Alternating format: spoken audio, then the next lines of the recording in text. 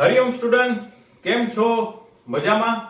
આજે આપણે ગણવા જઈ રહ્યા છે ચેપ્ટર નંબર 1 અને ઉદાહરણ 4 જી એમસીક્યુ માં પૂછાવા જેવું છે અને મસ્ત કોન્સેપ્ટ સમજવાનો છે. ક્વેશ્ચન ખૂબ લાંબો હોવાથી મેં અહીં ગણેલ જ છે.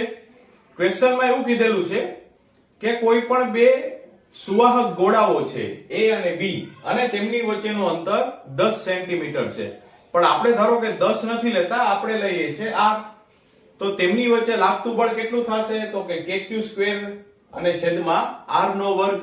આને આપણું સમીકરણ નંબર 1.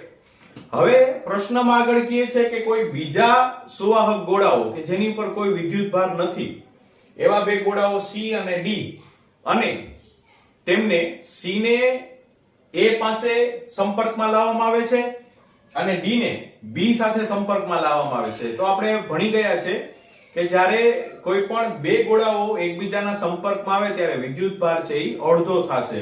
તો જે પેલા પ્રથમ Q હતો એ હવે Q/2 થઈ જશે અને ઈ C પાસે પણ Q/2 થઈ જશે.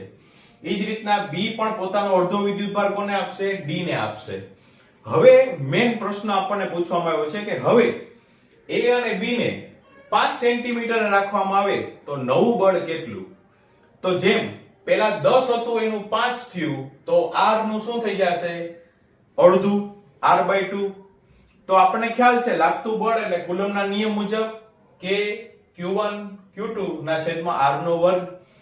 તો અહીં વિદ્યુતભાર અડધો થઈ ગયો છે એટલે Q ના છેદમાં 2, Q ના છેદમાં 2 અને અંતર પણ અડધું થયું છે, R ના છેદમાં 2 નો વર્ગ. 2 2 4, 2 નો વર્ગ 4, છેદનો છેદ અંશમાં, ઈ પણ થઈ જશે 4, 4 4 ઉડી જાય. સમીકરણ 1 પરથી kq² ના છેદમાં r² તો ખરેખર એક જ છે. એટલે આના ઉપરથી આપણને ખ્યાલ આવે છે, એમસીક્યુ માં પૂછી શકે, જો બે ગોળાઓનો વિદ્યુતભાર અડધો કરવામાં આવે, અંતર પણ અડધું કરવામાં આવે, તો લાગતું નવું બળ છે એ શરૂઆતમાં લાગતા બળ જેટલું જ થશે. આનો કોન્સેપ્ટ હતો સમજવાનો. Best of luck. Hari Om.